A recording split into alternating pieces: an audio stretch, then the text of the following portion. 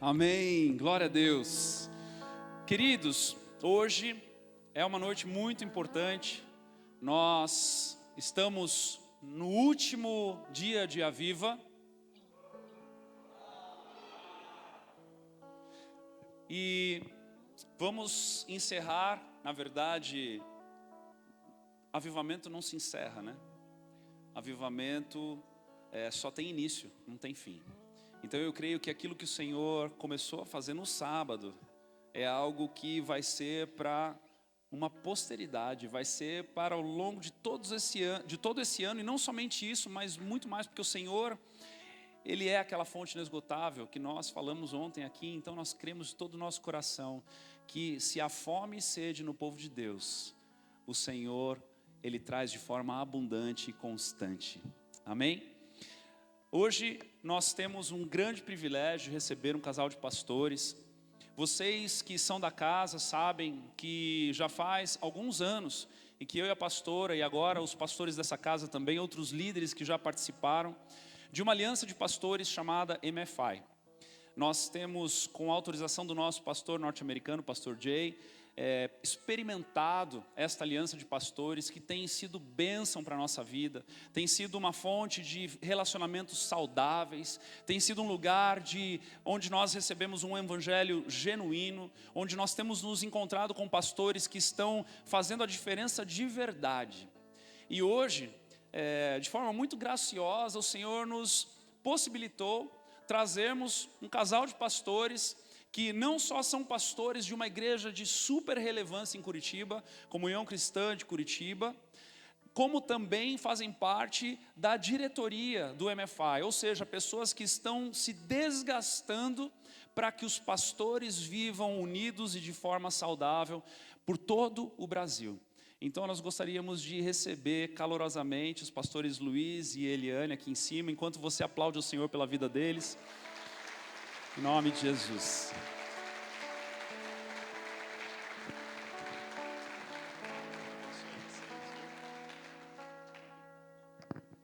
Amém. Do jeito que o Jean fala, fica muito bonito, né? Eu estava até pensando, uau, que coisa. Preciso levar você lá para falar isso para a minha igreja? Eu vou deixar a Eliane falar primeiro. Eu já falei bastante hoje, né? Mas é uma alegria estar aqui com vocês, um prazer poder ministrar para esse, povo de Deus que se encontra nessa cidade, parte dessa grande igreja do Senhor espalhada pela terra, e sendo bênção aonde o Senhor tem nos plantado. Tem um versículo que eu gosto muito, eu esqueci onde ele está agora, mas talvez você não conheça, enfim, mas é mais ou menos essa ideia. O versículo diz assim: eis-me aqui com os filhos que Deus me deu, somos sinais e maravilhas em Israel. E eu creio que esse é uma promessa para você. Um dia você vai se apresentar diante do Senhor e que você possa se apresentar para o Senhor e dizer: eis aqui as casas que eu construí em São Bento, nós fomos sinais e maravilhas para aquele povo. Que seja assim na sua vida, e que quando você chegar diante do Senhor, você possa ter essa sensação, de missão cumprida. Ele foi o primeiro, eu fiz tudo por ele, e que isso seja o nosso maior propósito de vida. Deus abençoe vocês e obrigada por nos convidar. É um prazer estar aqui. A gente nem se acha tudo isso, mas enfim, já que ele falou, Deus abençoe vocês. Amém. Glória a Deus. Irmãos, uma alegria muito grande estar aqui hoje com vocês. Primeiro porque São Bento é a cidade que eu mais gosto no Brasil. Verdade, verdade, verdade, verdade. Não é para puxar sardinha para o lado de vocês, não. Inclusive, todo ano eu trago toda a minha equipe de pastores e a gente vem todo ano para São Bento.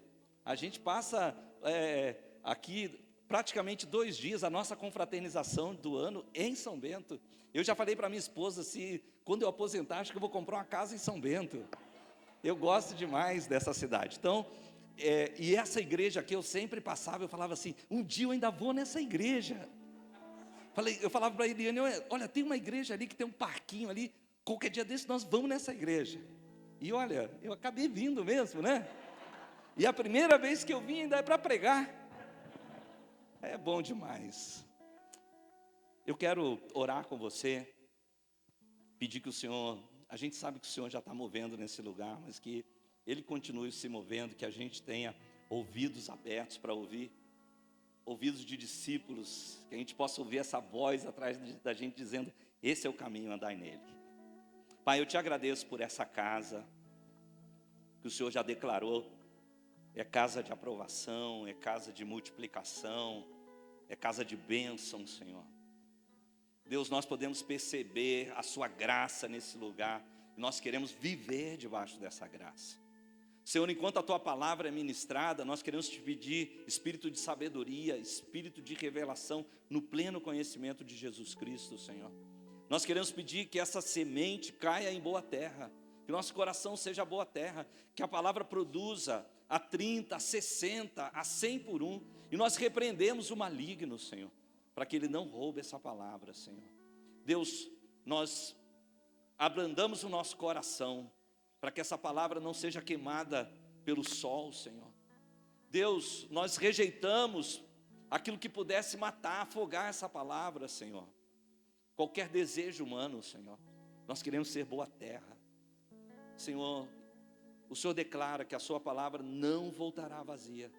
Antes ela vai regar a terra. E, Senhor, a terra vai produzir, Senhor, o fruto. A sua palavra não voltará vazia.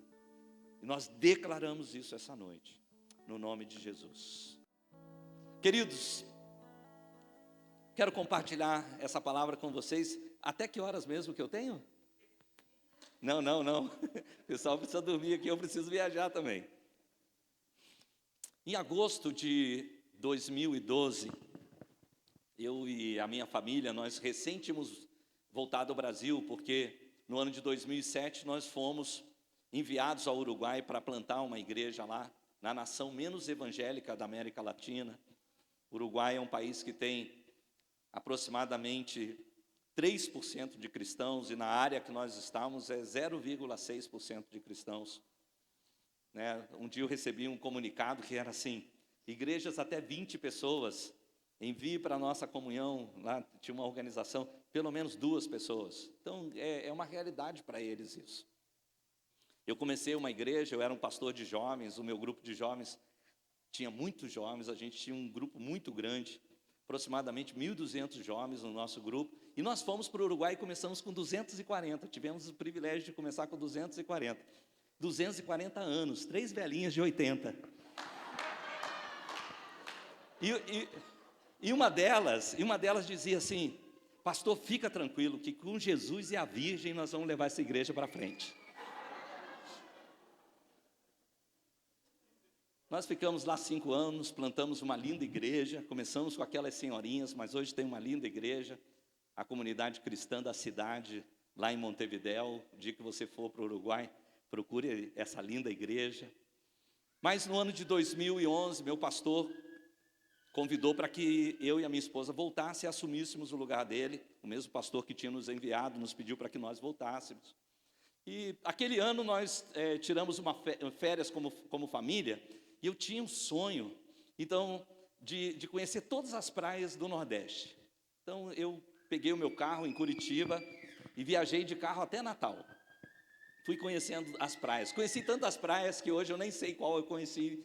Aquela viagem que você não tem nem lembrança, porque é tudo igual agora na sua mente. Mas no retorno, eu passei no Rio de Janeiro, onde a nossa família mora. Passei alguns dias com a família, saí com meu pai, passei um dia maravilhoso com meu pai. Mas quando nós estávamos retornando para Curitiba, a minha irmã me ligou, falou, Luiz, o pai foi hospitalizado, ele teve um acidente vascular, ele está hospitalizado. E, de fato, 30 dias depois daquilo, o meu pai faleceu. E não passou muito tempo, a minha irmã, ela me ligou e falou, olha, eu vou te enviar uns papéis, porque agora a gente tem que fazer um inventário do papai, eu vou enviar isso aí para você assinar. E, na verdade, meu pai não me deixou, assim, tantos bens como herança. Era apenas uma casa, e essa casa tinha muito significado para nós, porque depois de muitos anos, quando eu era adolescente, finalmente a minha família comprou uma casa. Eu sou um cara que vivi em mais casas do que você pode imaginar. Cada hora a gente mudava de casa, sempre. E eu, como criança, bem sensível, eu assimilei a preocupação dos meus pais quando eu ouvia a conversa do meu pai. Olha, o senhorio pediu a casa. E para onde nós vamos? Onde nós vamos encontrar outra casa tão barata como essa? Eu tinha aquele medo, plantou dentro do meu coração como criança. Foi uma alegria muito grande para a gente, quando aos 13 anos de idade, meus pais compraram aquela casinha. Era uma casa bem pequena, mas era a melhor casa que a gente já tinha morado até então. E foi uma grande alegria para a nossa família sair do aluguel e comprar aquela casa. Foi muito bom, mas um tempo depois, eu estava cansado de dormir na sala. Porque, como era uma casa só de 2 quartos, eu tinha 2 irmãs, então meu pai sempre dava preferência para as meninas. Então ele colocou as 2 meninas num quarto, colocou ele e a minha mãe no outro quarto, e eu dormia na sala. E, na verdade, sendo bem sincero para vocês, eu nem dava bola para isso. Eu gostava de dormir na sala, até que um dia a minha irmã resolveu ter um namorado. E aí começou a namorar, e aquele negócio de namorar em casa, no sofá. Chegava a hora de eu dormir, eu olhava debaixo do sofá, estava meu colchão, e em cima do meu colchão tinha lá aquele casal agarradinho. Imagine, pense isso. Onde que vocês acham que eles namoravam? Aonde namoravam ali? O que vocês ouviram que eu disse? Aonde? Na sala não, no meu quarto. Porque a sala era meu quarto, eles namoravam no meu quarto. E aí, então, chegou um momento, eu falei, pai, não dá. Vamos fazer o seguinte, seu quarto é grande. Vamos dividir teu quarto no meio, você passa para o quarto das irmãs, e esse quarto teu dá para dividir para 2, aí fica o quarto das minhas irmãs e meu quarto. Gente, milagrosamente, o meu pai topou, mas ele virou para mim e falou assim, eu topo, se você tirar férias do teu trabalho. Eu tinha 14 anos e eu já trabalhava. Olha, se você tirar férias do teu trabalho e você ser o servente do pedreiro. E eu falei, acho que vale a pena. Eu tirei férias do meu trabalho, trabalhei 30 dias com aquele pedreiro que era tão devagar, né? E eu trabalhei com ele 30 dias, lá gastei as minhas férias construindo aquele quarto. E eu sei que finalmente, né, eu fiquei tão feliz. Na verdade, foi um sacrifício pela casa. O sacrifício foi pela casa, mas eu estava feliz, sabe, porque o beneficiado fui eu. Porque agora, se a minha irmã está namorando lá na sala, ela que se lixa lá, eu vou para o meu quarto e vou dormir. Eu estou de boa. E, na verdade, toda a família foi abençoada, porque, no final das contas, você sabe que uma casa de 3 quartos vale mais do que uma casa de 2 quartos. Então, de fato, o que eu estava fazendo não era apenas trabalhando para o meu benefício, eu estava aumentando a nossa herança. Eu te conto essa história porque eu creio que essa história tem 3 elementos que são elementos espirituais necessários para que você e eu desfrutemos de uma vida completa, de uma vida abundante. E esses 3 elementos são pai, casa e herança. Você pode repetir comigo? Diga, pai, casa e herança. Você pode dizer comigo, diga assim, eu tenho um pai, eu tenho uma casa, eu tenho uma herança. Quando você diz que você tem um pai, você diz, eu tenho identidade. Quando você diz que você tem um pai, você diz, eu sei de onde eu vim, eu sei quem eu sou. Aliás, é o pai que estabelece a identidade. Mas essa identidade, ela está baseada no relacionamento. Há um tempo atrás, um rapaz da nossa igreja, um homem muito bem sucedido, casado com uma mulher linda, 2 filhos maravilhosos, ele me procura, ele fala, pastor, eu tenho um problema. Eu falei, qual o seu problema? Ele falou, olha, eu nasci de um caso. A minha mãe conheceu esse homem que já era casado, ela teve um relacionamento com ele, e eu sou fruto desse caso, pastor. Pastor, na minha identidade não tem o nome do meu pai. Olha que coisa interessante, um homem próspero, um homem abençoado, mas lá dentro dele havia um vazio, uma falta de identidade, porque ele não tinha um relacionamento com o pai dele, ele tinha um vazio, porque ele não tinha essa afirmação de que ele era um filho que tinha um pai. Infelizmente, muita gente não teve um relacionamento sadio com o pai. Talvez você está hoje à noite aqui e o seu relacionamento com o seu pai não foi dos melhores relacionamentos. As suas memórias não foram aquelas melhores memórias. E talvez isso também afetou a sua identidade. Eu lembro esse rapaz, quando finalmente a esposa do pai dele morreu, ele entrou na justiça. E ele não queria herança, ele não queria dinheiro. E ele até esperou a mulher, a esposa do pai morrer, para que a esposa não se sentisse mal dela saber que ele tinha um outro filho, que foi um caso. Ele esperou. Mas quando aquela mulher morreu, ele fez questão. Ele entrou na justiça. Eu quero o nome do meu pai na minha identidade. O pai é que estabelece a identidade. Muitas vezes, pessoas que não tiveram esse relacionamento tão perto do pai, essas pessoas, elas podem se tornar pessoas muito inseguras. Às vezes essas pessoas se tornam pessoas emocionalmente desequilibradas, inclusive sexualmente confundidas. Às vezes são pessoas estancadas, que estão presas, não avançam, não vão adiante, não prosperam no trabalho, não prosperam na igreja, porque falta para elas essa afirmação de pai. Quando você diz que você tem uma casa, você diz assim, olha, eu tenho propósito na minha vida. Quando você diz que você tem uma casa, você fala, puxa, eu tenho um plano de realização. Quando você diz que você tem uma casa, você diz assim, eu não estou aqui sem saber o que fazer. Quando você diz que você tem um pai, você diz, eu sei quem eu sou, sei de onde eu vim. Mas quando você diz que você tem uma casa, você diz, eu estou aqui e eu sei o que eu vou fazer, eu tenho um propósito. Aliás, para a maioria dos brasileiros, esse é um propósito de vida, o sonho da casa própria. Tinha até, o programa da Dilma, Minha Casa Minha Vida. Porque fala do propósito. Quando nós falamos de casa, nós falamos de uma vida sem ser vivida em vão. Aliás, a palavra de Deus fala que se o Senhor não edificar a casa, em vão trabalham os que edificam. O Senhor tem um propósito para a sua vida, o Senhor tem um plano para você, algo que você veio, você não está aqui nesse mundo sem um plano específico de Deus. E quando você diz que você tem uma herança, você diz que você tem um legado. Você diz que você vai deixar uma marca para a próxima geração. Que você não vai viver uma vida para você mesmo.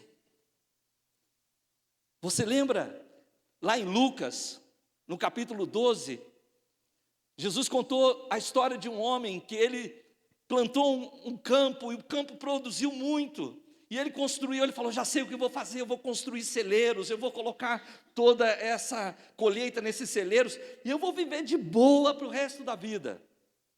Jesus falou assim, louco, essa noite pedirão a tua alma, e tudo isso que você tem, para quem será?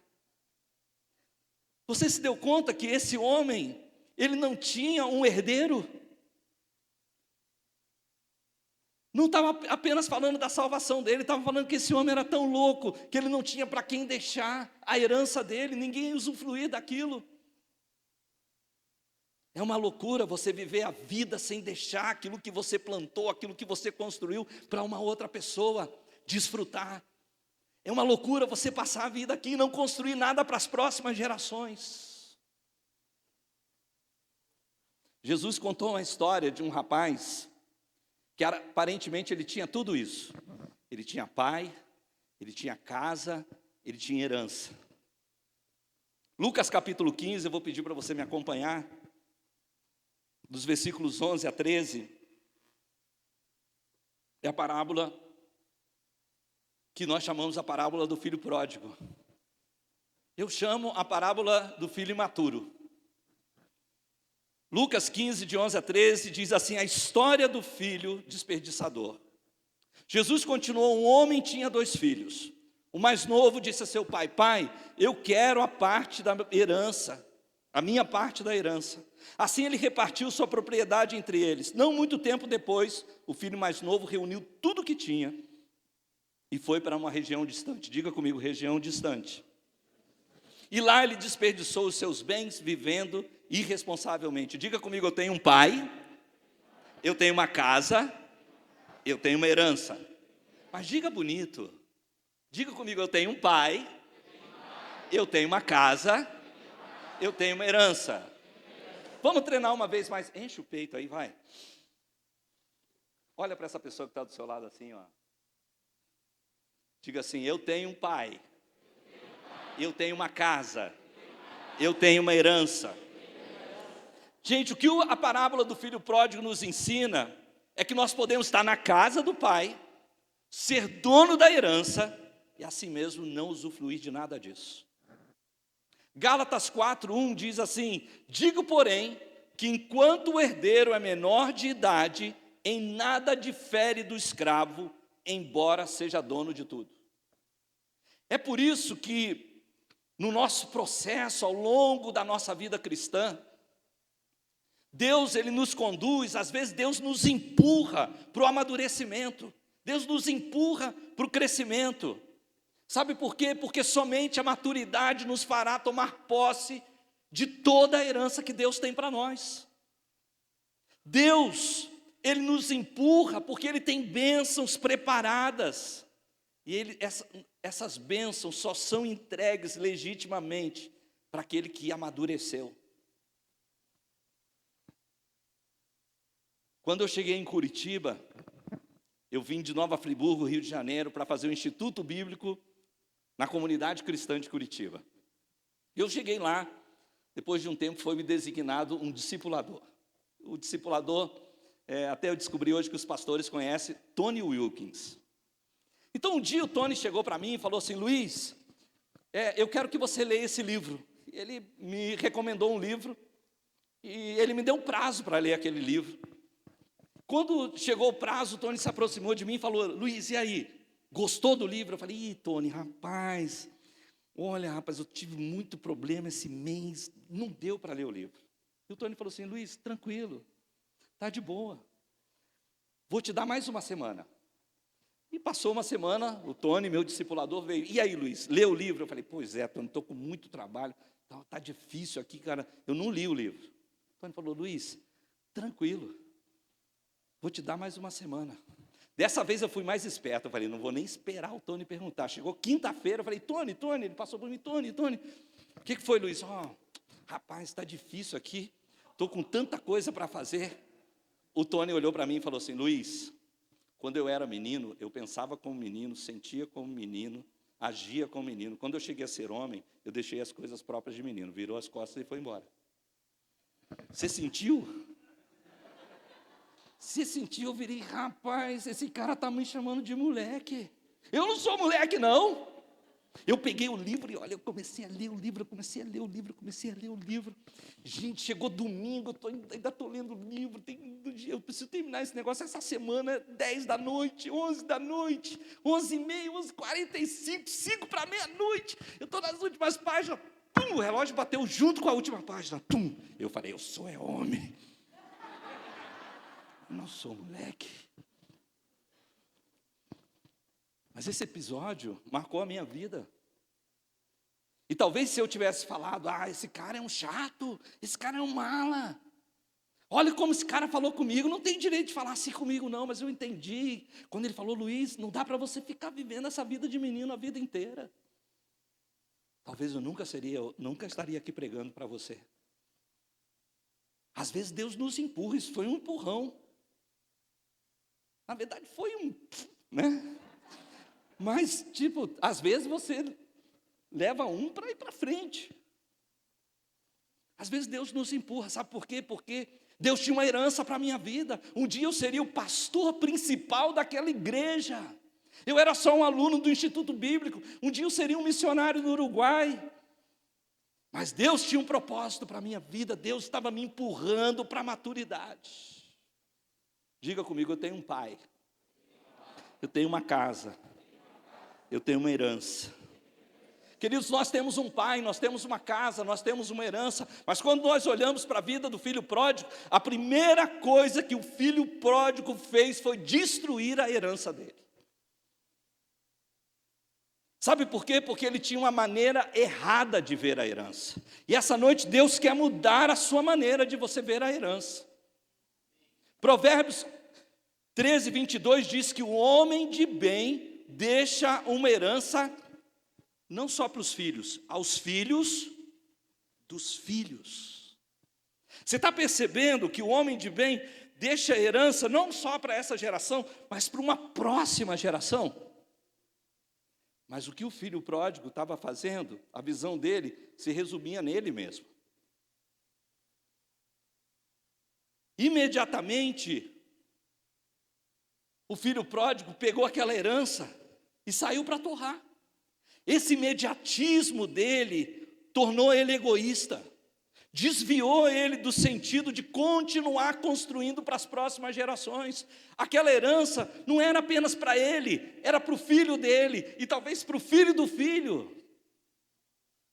Mas ele pegou aquela herança e ele simplesmente torrou. Por isso que eu chamo ele do filho imaturo. Porque mesmo sendo herdeiro de tudo, se nós estamos na imaturidade, nós não passamos da qualidade de escravos. O filho pródigo, ele só se interessava com aquela pergunta, aquela famosa pergunta: mas o que eu ganho com isso? O pastor chamou para a gente fazer um mutirão, nós vamos pintar a igreja, mas e o que eu ganho com isso? O pastor convocou uma reunião de liderança, você vai? Por quê? O que eu ganho com isso? Olha, nós vamos fazer 1.800 hambúrgueres. Eu vi essa história aqui hoje. Não sou tão profeta assim não, eu vi essa história aqui hoje. Eu não, depois vou ficar com aquele cheiro de fumaça. Eu não. O que eu ganho fazendo hambúrguer, gente? O que eu ganho que esses troços vai para a África? O que me interessa a África? Nós precisamos resistir a esse espírito. Sabe por quê? Pessoas que se entregaram a esse espírito, elas se tornaram descontentes. Tudo está ruim na igreja. A cadeira é ruim, o som é uma porcaria. Olha, a luz está horrível. É quente aqui. Pessoas se tornaram descontentes. Pessoas que se entregaram a esse espírito, elas se tornam críticas. Elas, na verdade, se sentem lesadas, como se elas estivessem perdendo algo que elas deveriam estar desfrutando agora. No final, elas se tornam impacientes como o filho pródigo. Essa pergunta, o que eu ganho com isso? Às vezes a resposta é: você não ganha nada. Quem ganha são as futuras gerações. Você não ganha nada, mas os seus filhos vão desfrutar de uma igreja mais poderosa, porque você estava aqui plantando algo quando ninguém estava interessado em fazer. A sua cidade vai ganhar algo, as próximas gerações vão ganhar algo, porque você estava se entregando. O meu pastor era um missionário americano. Ele veio para o Brasil quando ele tinha 22 anos. Ele saiu dos Estados Unidos quando a carne lá já era empacotada num isopor com plástico. E ele foi para o norte do Paraná, em Apucarana, para comprar um fígado que foi tirado de um boi agora mesmo e está saindo fumaça ainda. Ele chegou no Brasil quando não tinha fax. Você sabe o que é fax?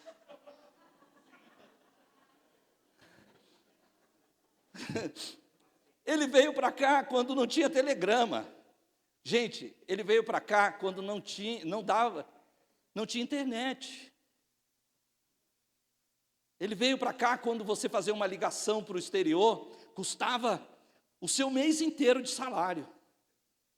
E, na verdade, Ele ficou 8 anos aqui sem ver a sua família. Quando ele voltou de novo para ver sua família, a sua mãe conheceu o neto de 7 anos.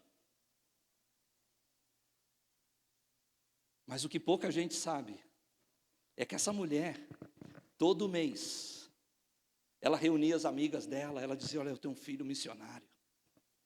Então uma amiga dava $10, a outra dava $20, o parente lá dava 30, o outro lá dava 50, e ela juntava todo esse dinheiro. Colocava um cheque numa cartinha e mandava essa cartinha para o Brasil. O pastor esperava ansiosamente essa cartinha, não é só porque tinha notícia da mãe dele, não, é porque ali era o dinheiro que ele ia se sustentar. Milhares de pessoas no Brasil foram salvas, milhares de pessoas no Brasil foram batizadas no Espírito Santo, inúmeras igrejas cresceram. O pastor Miguel é o fundador do MFI, onde nós fazemos parte dessa comunhão tão abençoada de pastores. Essa mulher já morreu, ela não será, eu não sei nem o nome dela, estou contando a história, eu não sei nem o nome dela, mas uma coisa eu sei, ela é conhecida nos céus. Porque ela não estava perguntando o que eu ganho com isso, o que eu ganho entregando meu filho para o Brasil, o que eu ganho não vendo os meus netos crescer, o que eu ganho? Ela estava dizendo assim: as próximas gerações serão abençoadas, porque eu creio na obra que Deus está fazendo. Diga comigo: eu tenho uma casa, eu tenho uma herança. Diga comigo: eu tenho um pai, eu tenho uma casa, eu tenho uma herança. A segunda coisa que o filho pródigo fez foi romper com a casa. Ele não só destruiu a herança, ele rompeu com a casa. Queridos, se nós deixarmos de nos identificar, se você como membro dessa casa, você deixar de se identificar com essa casa, você vai perder o interesse por ela. Deus nos chamou, e essa noite Deus já falou isso, que eu achei tão interessante, Eliane, isso, que Deus nos chamou essa igreja a ser uma igreja edificadora de casas. Deus nos chamou para edificar a sua casa, a sua igreja. Ele plantou você aqui para edificar essa casa, para trabalhar por ela, para se alegrar nela, para sonhar por ela. O filho pródigo não podia ter feito assim? Pai, me dá parte da tua herança, aquela parte que me cabe. Eu quero fazer a minha vida, eu já sou grande, eu já sou adulto, eu quero ter meu próprio campo. Pai, eu vou comprar uma fazenda aqui, ó, do lado da tua. Vou comprar aqui do lado, nós vamos criar gado juntos. Mas não é o que a Bíblia diz que quando ele pegou a herança, ele vazou para uma terra distante. Se você não sentir parte dessa casa, isso vai roubar de você o senso de propósito. Filho pródigo, sabe por que o filho pródigo, ele foi embora? Porque ele não queria prestar conta da vida dele para ninguém. E deixa eu dizer algo para você, eu como um pastor eu sei disso. Toda casa tem um protocolo. Toda casa tem uma norma.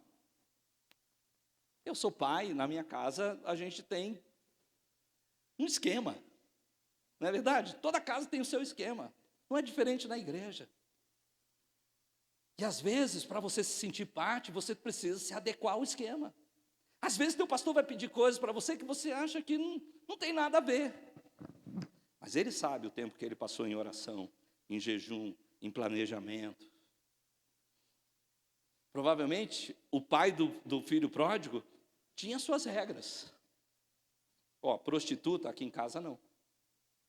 Droga aqui em casa não.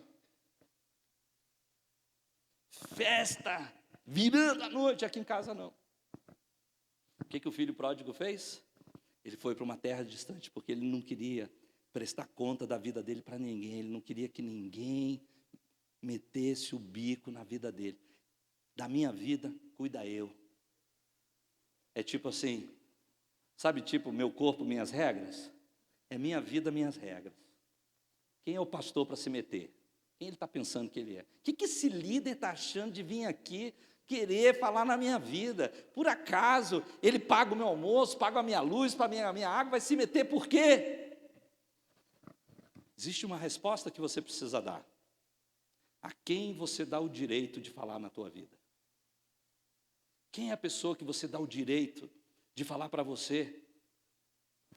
Quando eu era menino, pensava como menino, agia como menino, sentia como menino. Quando cheguei a ser homem, parei dessa criancice. Quem é que pode falar isso para você?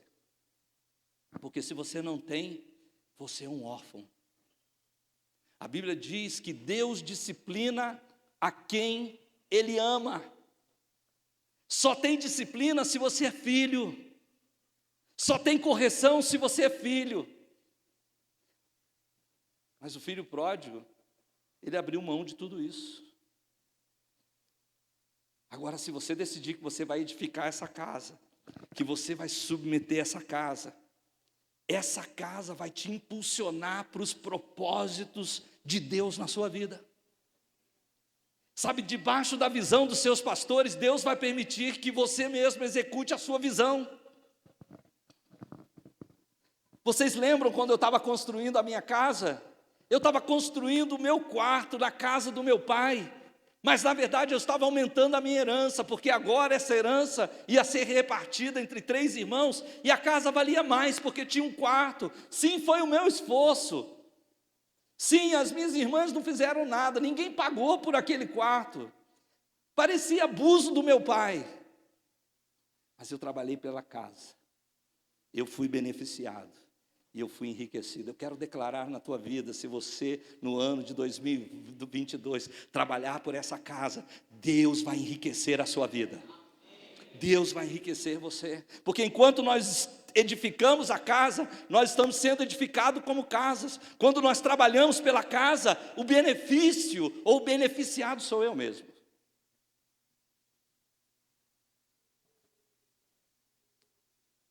Estou dando esse minuto para você pensar. A terceira coisa que o filho pródigo fez, dessa ele não estava ciente. O filho pródigo estava ciente que ele estava torrando a herança, o filho pródigo estava ciente que estava deixando a casa, mas tinha uma coisa que ele não esperava. Eu encontro muita gente que fala assim, olha, eu amo a Deus, eu leio a Bíblia em casa, eu oro em casa agora, mais na pandemia, eu vejo pelo YouTube. Mas você sabe, você encontra pessoas que elas tinham dons na casa de Deus, elas foram enriquecidas por Deus, mas elas estão torrando esse dom lá no mundo. Às vezes são músicos que são músicos excelentes, se entregaram na casa de Deus, mas eles estão tocando num barzinho, numa balada, eles estão desperdiçando a herança que o pai deu para eles, longe da casa. Estão torrando a herança, elas deixam a casa de Deus, mas às vezes eles não se dão conta que no final das contas eles estão rompendo com o pai. E essa que é a minha atenção hoje aqui à noite. No final das contas, aquele filho estava rompendo com o pai. Você lembra da história? Que quando ele caiu em si, ele disse assim, eu vou voltar para a casa do meu pai. Mas olha o sentimento que agora tinha entrado no coração dele. Eu vou dizer, me trata pelo menos como um dos seus trabalhadores. Você viu o que aconteceu? Às vezes essas pessoas não sabem o que está acontecendo no coração delas. Está de boa, estou torrando a minha herança, estou vivendo longe da igreja. E elas mentem para elas mesmas, elas dizem, eu estou bem com Deus. A verdade é, Deus está bem com elas, porque Deus ainda ama elas, mas dentro do coração delas, o sentimento de filiação está se perdendo, e porque está perdendo a filiação, a identidade está sendo perdida, a identidade de filho amado, porque estão longe da casa, elas estão perdendo o propósito da vida delas. Elas estão torrando a sua herança. Queridos, não havia como fazer o que ele estava fazendo sem romper com o pai. Mas nós somos chamados a lutar pelo nosso relacionamento com Deus. Alguém diz amém? Às vezes, as nossas incoerências, elas tendem a nos afastar do centro, e o centro é Jesus, o centro é Deus. Às vezes, as nossas incoerências, nossos pecados tendem a nos afastar do Pai. Mas, queridos, a oração, a palavra, uma vida consagrada, isso nos aproxima do Pai. E não é que a gente faz isso para que Deus nos ame mais. Sabe por que eu jejuo? Não é porque eu quero atrair a atenção de Deus para mim, porque a atenção de Deus está toda voltada para mim, Ele me ama. Eu quero atrair a minha atenção para Ele. Sabe por que eu oro? Não é porque Deus precisa ouvir a minha voz, Ele conhece tudo o que eu vou falar antes que as palavras saiam da minha boca. Eu oro porque eu quero me aproximar do Pai. Eu leio a palavra porque eu quero me tornar mais sensível a Ele. Eu não estou fazendo isso por causa dEle, Ele não precisa disso. Estou fazendo isso por causa de mim, eu oro por minha causa. Eu leio a Bíblia por minha causa, eu jejuo por minha causa. Porque eu preciso ter um coração quebrantado e contrito. Porque o Senhor diz, ao coração quebrantado e contrito eu não desprezo.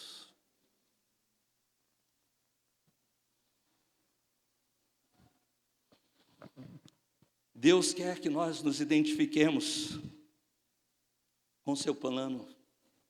Sabe, deixa eu te dizer algo.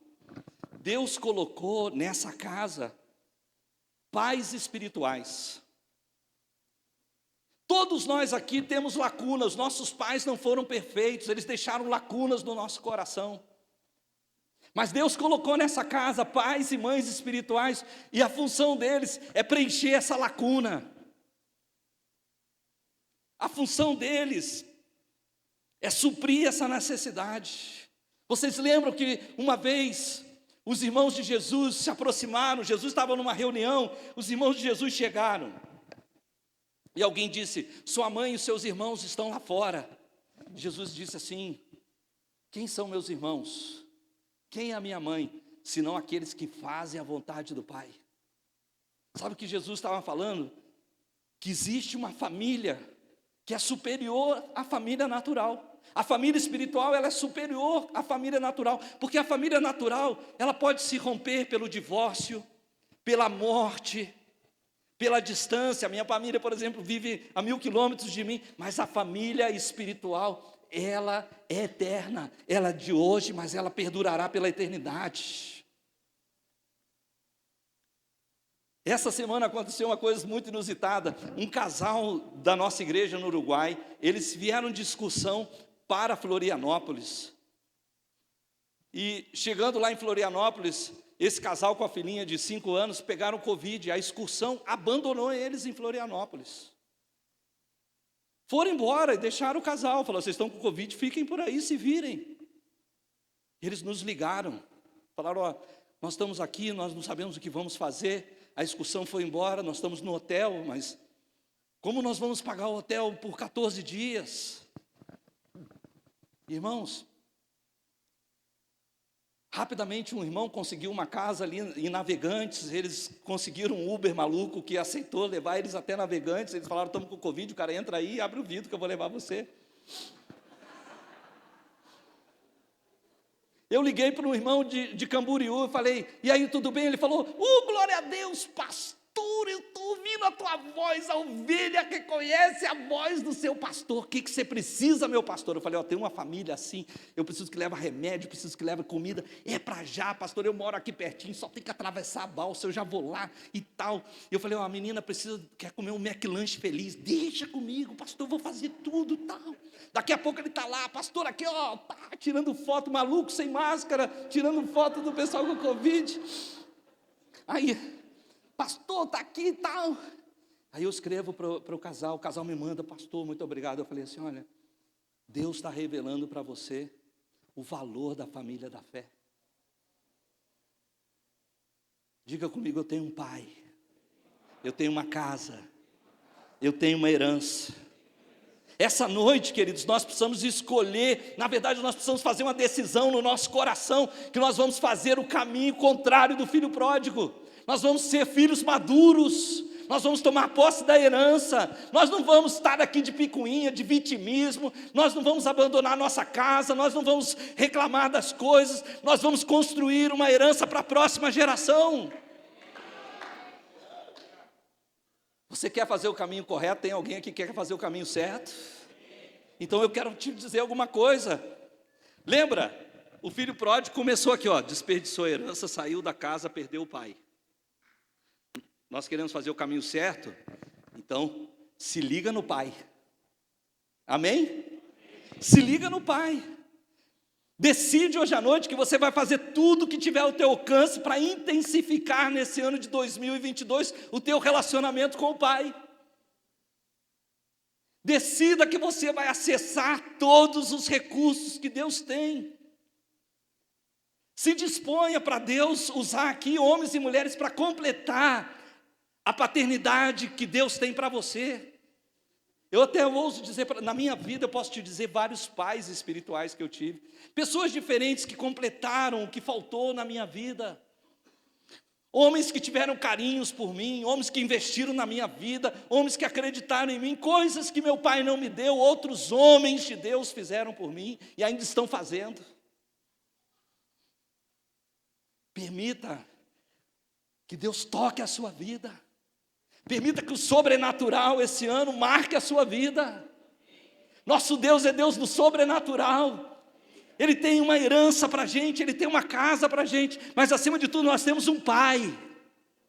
Diga comigo, eu tenho um pai, eu tenho uma casa, eu tenho uma herança. Você tem que dizer, vir para o pastor, falar, pastor, eu tenho um pai. Não é o senhor não, não é meu pai não, é lá, ó, eu tenho um pai. Mas Deus está usando você para revelar a paternidade dele para mim. Um dia eu estava num evento, eu era pastor de jovens, um dia eu estava num evento, em cima do palco, daqui a pouco, uma guria louca sai do meio do povo, correndo, sobe o palco, não tem nem escada assim, a guria daqui a pouco, tipo o Homem-Aranha, pulou em cima do palco, me agarrou, me abraçou, eu falei, meu Deus, o que é isso? E aí o pastor está assim, o que eu faço? Estou agarrado com a mulher em cima do púlpito. Mas ela falava assim no meu ouvido, você é meu pai, você é meu pai. Eu entendi, Deus estava ministrando a vida dela, não é que eu sou pai dela, não, mas estava ministrando a vida dela. Eu deixei que ela recebesse o amor do pai. Eu só era um reflexo. Eu só estava refletindo no espelho a paternidade. Eu não posso dar isso, não consegui nem direito para minhas filhas. Mas Deus tem. Diga comigo, você tem um pai. Diga, eu tenho um pai. Eu contei a história para você do falecimento do meu pai. O que eu não te contei é que meu pai, quando eu era criança, muitas vezes ele chegou em casa tão irado, sendo um homem crente, que ia na igreja, me levava na igreja, mas tão irado. Ele tirava uma cinta e ele me batia. Muitas vezes a minha mãe veio, você vai matar o menino. Quantas vezes eu lembro da minha mãe me lavando as minhas feridas, numa bacia de água com sal. Aquele homem que eu queria amar, aquele homem que eu queria me aproximar, era um homem que me espancava. Realmente, irmãos, outro dia apareceu um pessoal missionário, postou uns cristãos que foram torturados na Índia, que receberam uma surra de varas, e mostrava o corpo deles todo machucado. Eu virei para minha filha e falei, é assim que eu ficava.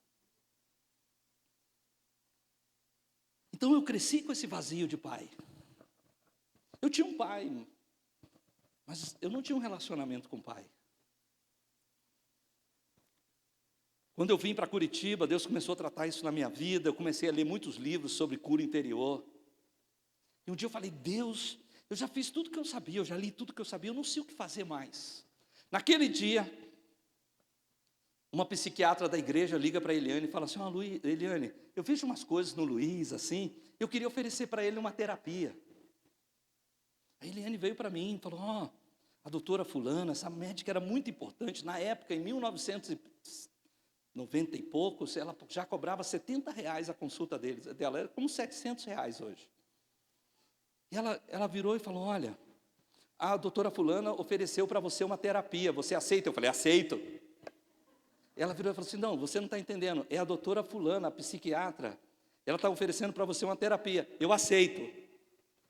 Sério mesmo, Luiz? Eu aceito, eu estou precisando, já orei, já falei tudo com Deus. E aí eu fui, a médica virou para mim e falou assim, olha, nós vamos fazer só um autoconhecimento, é mais ou menos uns 3 meses para você ter um autoconhecimento. E dito e feito, irmão, 3 meses, 3 anos e 3 meses.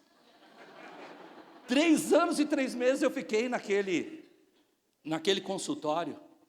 E eu saía do consultório, as pessoas mais problemáticas da minha igreja estavam sentadas lá esperando. Eu saía, eles falavam assim, você também, pastor? Falei, pois é, eu também. E aí um dia nós estávamos na terapia, ela virou para mim e falou assim, fale do seu pai. Eu falei, não quero falar do meu pai. Ela falou, por que você não quer falar do seu pai? Porque eu não quero ficar falando mal do meu pai. Mas como você não quer falar mal do seu pai? Você não odeia ele? Eu falei, eu não odeio ele, eu amo ele. E quando eu fiz isso, foi uma revelação, foi uma loucura. Eu não sei se você já fez terapia, mas pastor, a pessoa está ali no aconselhamento, a gente vai até o fim. Mas terapia não, a mulher olhou para o relógio assim, fez, bom, terminou a tua terapia, até semana que vem. E eu saí com aquele negócio dentro de mim, falei, e agora? O que eu faço com isso? Eu estava com aquele negócio dentro de mim, eu tinha um golzinho quadrado, entrei no meu gol, assim, fui dirigi umas 10 quadras, parei o carro, fechei os vidros e comecei a gritar, Senhor, e tal, eu perdoo meu pai, eu libero meu pai. Eu chorei, eu fiz um culto de avivamento dentro daquele gol. Os anjos desceram, o fogo queimou, o perdão veio, liberou. Chorei, me esmaguei, me trucidei, fiquei igual maracujá de gaveta. Fui para casa. Naquele mês, eu tinha que voltar na casa do meu pai. Eu ia visitar minha família.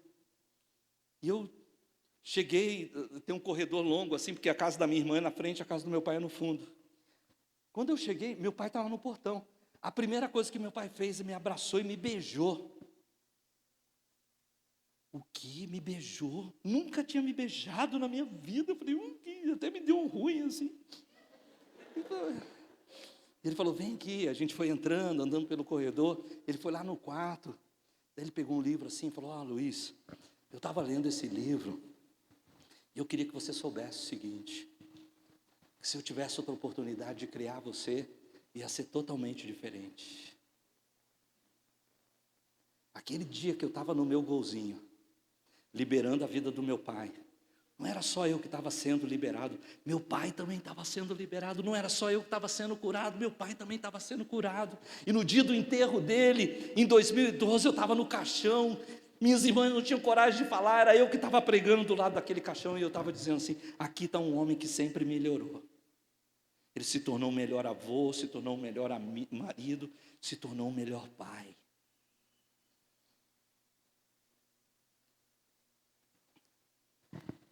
Mas tudo isso é resultado de um relacionamento com o pai. Diga comigo, eu tenho um pai, eu tenho uma casa, eu tenho uma herança. Se você tem uma casa, se identifique-se com essa casa. Decida que no ano de 2022 você vai amar essa casa. Você vai amar mais essa casa. Aqui em Santa Catarina eu não sei, do que o Avaí. Que time vocês são aqui? Para qual time você torce? Santos. Santo é bem santo. Corinthians, Santo, Flamengo, eu não sei qual. Decida que você vai amar mais do que o seu time de futebol. Decida que você vai amar mais do que o teu cachorro, mais do que o teu trabalho. É verdade, tem gente que não vem na igreja porque tem que ficar cuidando do cachorro. É sério o que eu estou falando? Até chama cachorro de filho. Sério, tem isso.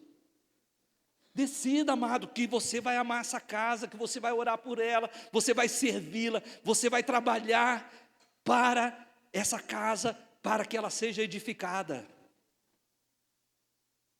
Mas não apenas isso. Receba. Lembra que nós estamos fazendo o caminho inverso do filho pródigo. Filho pródigo torrou a herança, deixou a casa, perdeu o pai. A gente está agarrando o pai, está fincando o pé na casa, bata seu pé aí no chão assim, ó. É aqui, irmão. Fincando seu pé na casa, mas você também vai fazer jus à sua herança. O meu avô ele era um cristão fiel. E eu sei a história do meu avô, que o meu avô, ele andava na estrada de terra, ele levava meu pai, eles iam até uma igreja metodista. Lá do lado da igreja metodista tinha do lado de fora uma torneirinha, eles lavavam os pés e colocavam o único sapato que eles tinham para ir no culto. Quando eles voltavam do culto, o meu avô sentava e a diversão deles era que o meu pai decorou o sermão do pastor e repetia tudo para ele.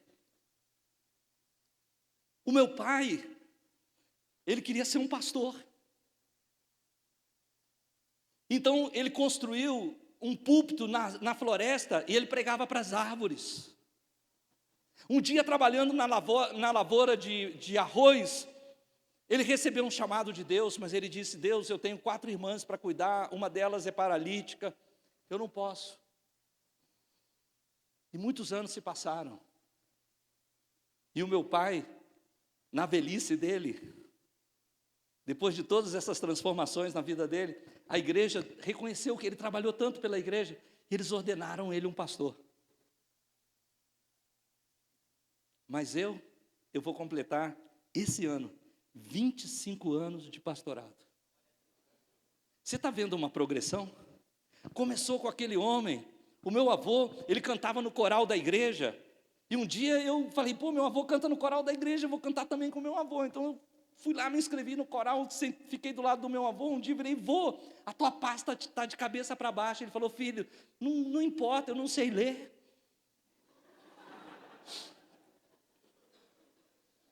Muitas vezes eu passei e eu vi meu avô na porta da igreja, a igreja nem abriu, meu avô já estava lá, ele veio a pé do bairro dele, quase 40 minutos, ele chegou antes, ele estava na porta.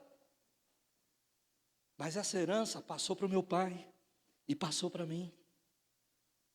Quando eu era adolescente, agora eu vou contar. Bom, vocês estão me vendo, sabem que eu sou velho pra caramba, não preciso contar para vocês.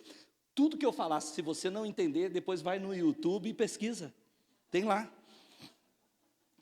Quando eu era adolescente, na minha igreja, crente, a gente ficava esperando o ano inteiro sair o disco dos Vencedores por Cristo. Alguém aqui sabe o que é isso? Levanta a mão. Você é velho pra caramba. E deixa eu te dizer, só tinha uma livraria evangélica. Então, chegavam alguns exemplares, a gente corria lá, comprava aquele disco, e aí nós fazíamos pirataria gospel.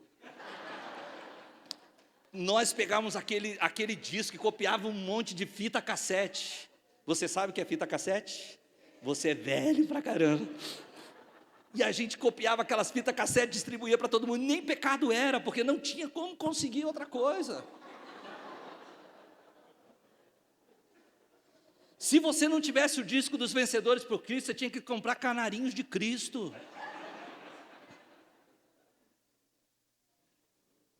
É sério.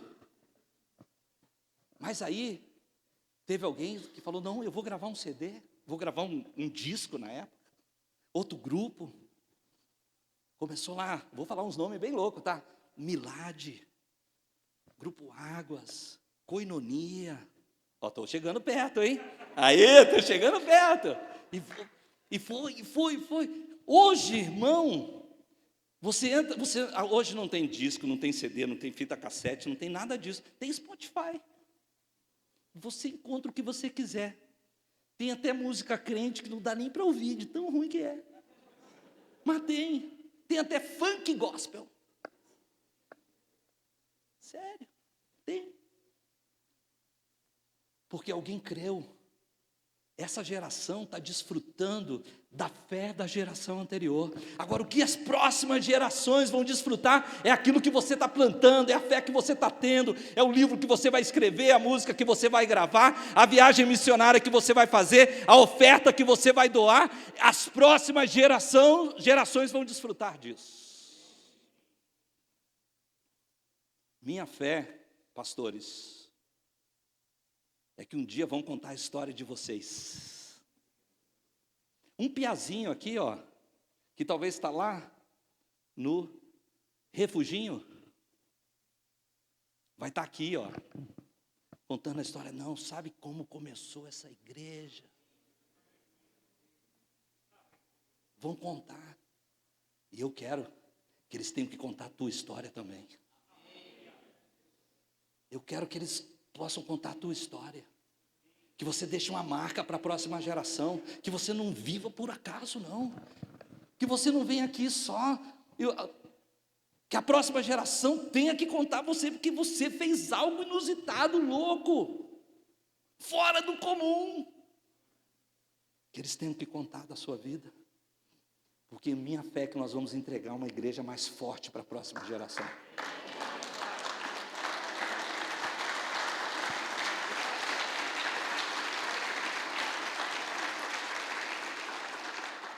São Bento merece, porque quando eu me aposentar, eu quero vir para uma igreja poderosa. Fica de pé comigo, eu quero orar por você essa noite.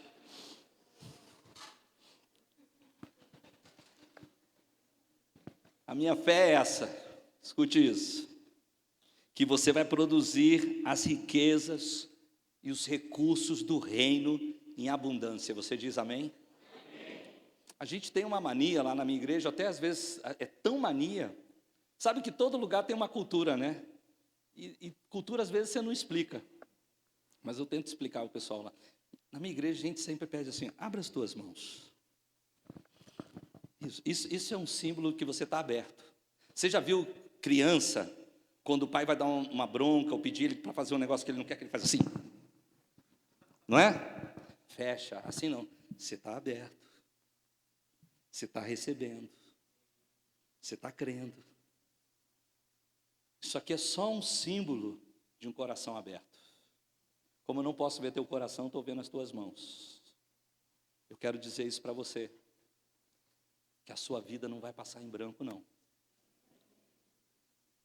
Você vai produzir riquezas e recursos do reino em abundância para as próximas gerações de cristãos dessa casa, para que eles usufruam muito mais abundância do que você.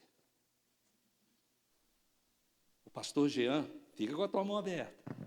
Pastor Jean, pastora Júlia, eles foram lá na comunidade cristã, eles estavam falando comigo, sua igreja é linda, mas eles não sabem que quando a gente mudou para aquele lugar, era tudo barro em volta, que a gente não teve dinheiro para terminar o telhado. Então tinha um buracão lá no frio de Curitiba, e o pessoal vinha para o culto com cobertas. A fé daquela geração. Eu vou para o Uruguai, e eu falo para eles assim, olha, vocês estão em pé num sonho. Porque quando eu estava lá no Brasil, Deus me deu uma visão, que a gente ia comprar uma casa, que a gente vai construir a igreja ali. Vocês estão vivendo aquilo que eu sonhei, usufruindo daquilo que eu sonhei. Eu estou usufruindo daquilo que os meus pais espirituais fizeram. E a minha fé é que as próximas gerações vão usufruir daquilo que você está fazendo também. Feche os seus olhos onde você está. Eu quero orar por você essa noite, mas primeiro eu quero orar por aqueles que estão aqui e precisam conhecer o Pai. Talvez você está aqui, você até um dia estava na casa, mas você se desviou da casa. Você sabe que você deixou a casa. Talvez você hoje está torrando a tua herança, os dons que Deus te deu. E essa noite é a noite para você voltar para casa.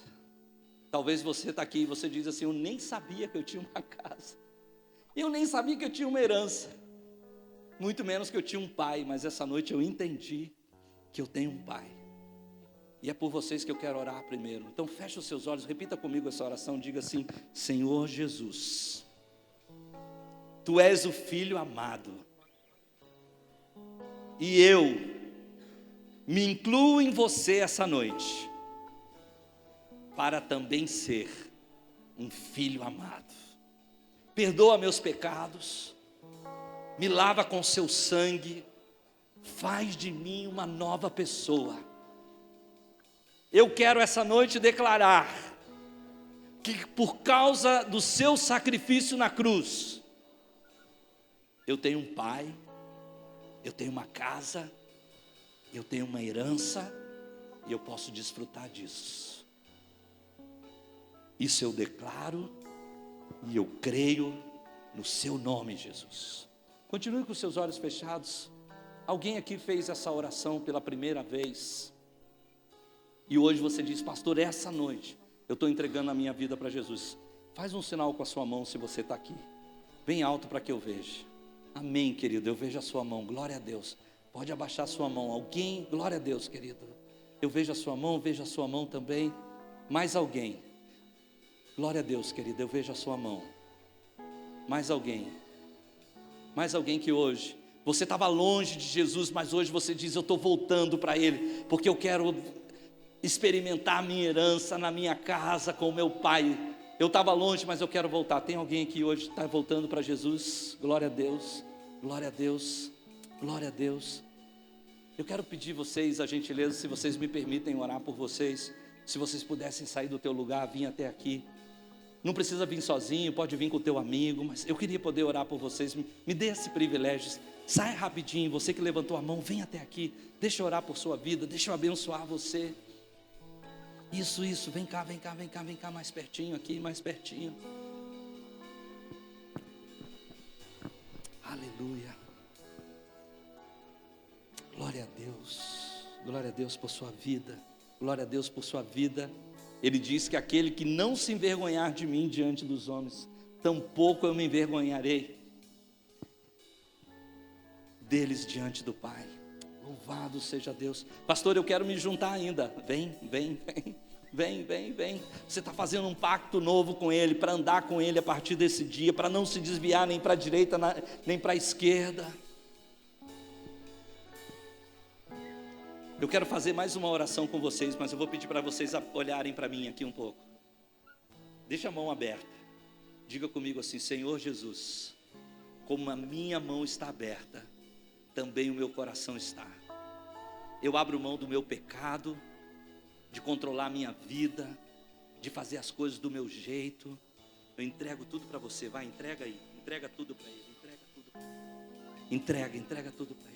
Agora fecha bem forte a tua mão, diga comigo assim: eu tomo posse do perdão dos pecados e da vida eterna em Cristo Jesus. Amém e amém. Deixa eu dizer algo para você.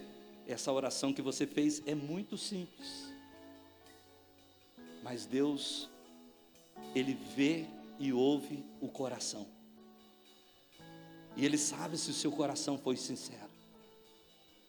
Sabe o que a Bíblia diz para mim? Diz que Deus não se envergonha de chamar você de filho e de filha. Deus não tem vergonha de chamar você de filho e de filha. Fala sério. Até tinha razão, não é? Não tem aquele que você fala assim: nem quero que pense que é meu amigo, ó, você, né? Nem quero que pense que esse aí eu não quero nem que saiba que é meu irmão. Deus não tem vergonha. Imagina quantas coisas eu dei a Deus o direito de ter vergonha de me chamar de filho, mas Ele não tem vergonha de me chamar de filho. Ele não tem vergonha de dizer: você é minha filha, você é minha filha, você é meu filho. Olha, e se Deus não tem vergonha de chamar você de filho, eu não tenho vergonha de chamar você de irmão também. E eu tenho certeza que essa igreja também não. Eu queria que você virasse para lá, que eles vão te receber com um aplauso, eles vão abençoar a tua vida.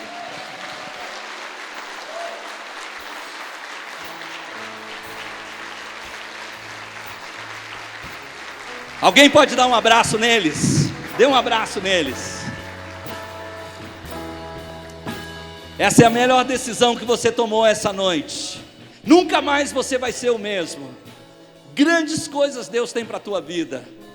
A obra que Ele começou, Ele é fiel para completar. Não se desvia nem para a direita nem para a esquerda. Continua firme. Conta com a casa de Deus. Você tem um pai, você tem uma casa, você tem uma herança.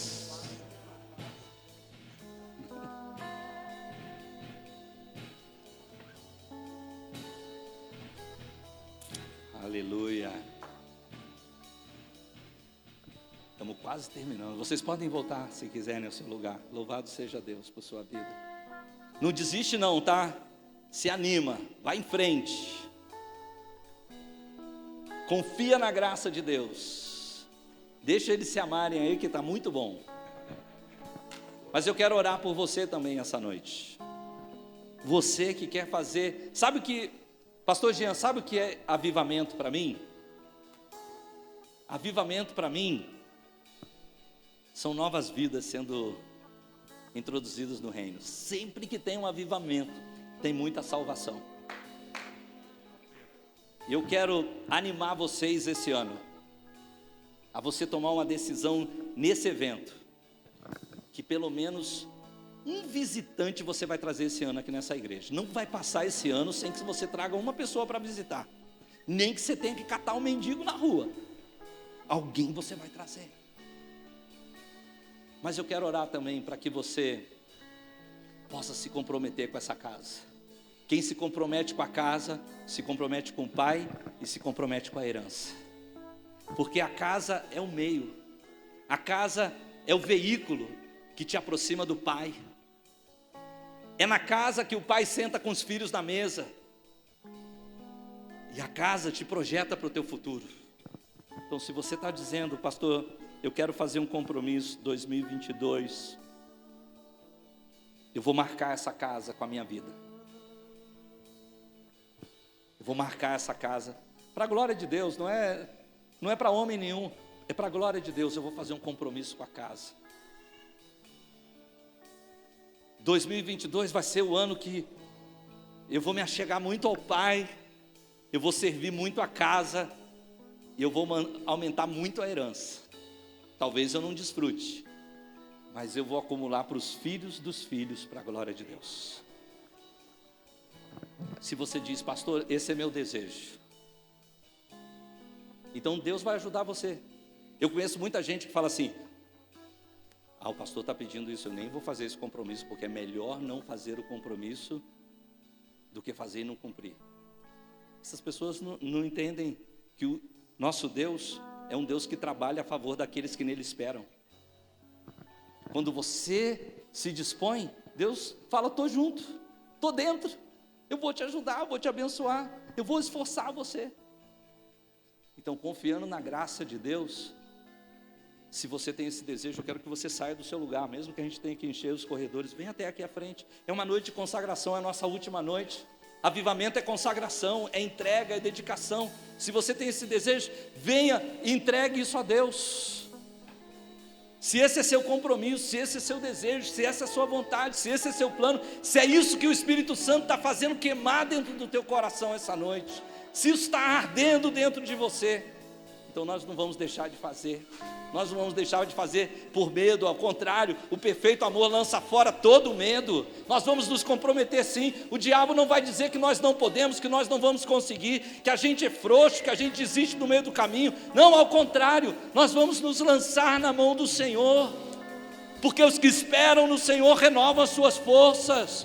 Os jovens se cansam, os jovens se fatigam, mas os que esperam no Senhor renovarão as suas forças, correrão e não se cansarão, caminharão e não se fatigarão, subirão com asas como águias.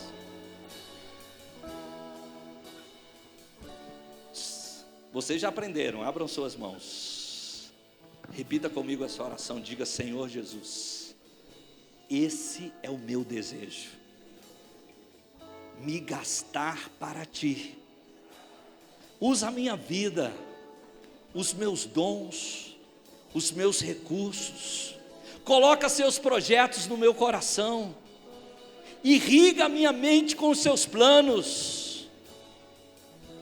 A tua palavra diz que o nobre faz nobres planos e sobre eles se afirma. Essa noite é aí que eu me posiciono, porque eu sou filho do rei. Você é um príncipe, você é uma princesa, declara isso. Você é um nobre na casa de Deus, e você está pensando planos nobres, e sobre esses planos nobres você vai se edificar. Sabia que desejar se consagrar para a casa de Deus é um plano nobre? E é sobre esse plano que você vai se apoiar. Durante esse ano, quando vierem as lutas, quando vierem as dificuldades, durante esse ano, quando soprarem os ventos, você vai falar como Abacuque, ainda que a videira não dê o seu fruto, ainda que a oliveira fale, ainda que não haja vacas nem bois nos currais, todavia eu me alegrarei no Senhor e esperarei no Deus da minha salvação. E sabe o que ele diz sobre você? Você vai andar sobre as suas alturas. Põe aí na tua mente essa visão daquele homem que corre a corrida de obstáculos. Ele vai pulando por cima dos obstáculos. Andar sobre as suas alturas é andar sobre os seus obstáculos, sobre as suas dificuldades, sobre as coisas que são maiores do que você. Mas o Senhor vai te fortalecer. Deus está soprando aqui nessa noite, pastor Jean, um sopro de alegria. Um sopro de alegria. Sabe por quê? Porque a alegria do Senhor é a nossa força. A alegria do Senhor é a nossa força. A alegria do Senhor é a sua fortaleza. O Senhor diz: servi ao Senhor com alegria. Vocês vão servir com alegria. Vocês vão fazer que nem aquele irmão que eu liguei lá em Camboriú. Ele fala: pastor, que alegria, obrigado. Eu nem te contei, ele pagou a conta toda. Eu falei para ele: mas irmão, quero te fazer um pix. Pastor, você ensinou a vida inteira que a gente tem que semear. Agora que eu tenho oportunidade, você não vai me deixar. É esse que você vai ser em 2022. Levanta suas mãos aos céus, dê glória a Deus, faça a sua oração de entrega, faça a sua oração de dedicação. Esquece o pastor Luiz e faz aí a tua oração, faz o teu clamor, declara a sua fé essa noite, porque Ele te ouve. Declara a sua fé hoje, diga ao Pai que você tem essa casa e você tem uma herança. Declare essa fé essa noite, no nome de Jesus.